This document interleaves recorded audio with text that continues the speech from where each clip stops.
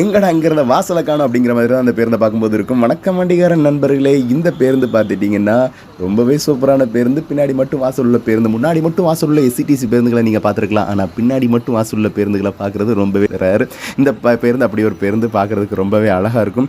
இந்த பேருந்து எங்கே இயங்கிட்டு இருந்துச்சுன்னா மாஞ்சோலைக்கு இயங்கிட்டு இருந்தது. இந்த பேருந்து பேரே மாஞ்சோலை வனதேவதை. அவ்வளோ அழகான பேரோட இந்த பேருந்து இயங்கிட்டு இருக்குது. பார்க்கறதுக்கு ஒரு சின்ன பையனை பார்த்த மாதிரி இருக்கும். ஏன்னா மற்ற பேருந்துகளை காட்டிலும் நீளம் கொஞ்சம் குறைவானதாக இருக்கும். எதற்காக இந்த பேருந்தில் பின்னாடி மட்டும் வாசல் வச்சுருக்காங்க அப்படிங்கிறது யாருக்காவது தெரிந்தால் மறக்காமல் எனக்கு சொல்லிக் கொடுங்க. அது மட்டும் இல்லாமல் இந்த பேருந்து நிறைய பேருடைய உணர்வுகளை தாங்கி கொண்டு செஞ்சது. மாஞ்சோலை இஷ்யூலாம் இருக்கும்போது இந்த பேருந்துகளை பார்த்து நிறைய மக்கள் உணர்வுபூர்வமாக இருந்ததை பார்க்க முடியும். இந்த பேருந்து அம்பாசமுத்திரத்துக்கு தென்காசியிலேருந்து இயங்கிட்டு இருந்தது. காலையில் 7:30 மணிக்கு இந்த பஸ் கிளம்பிச்சு.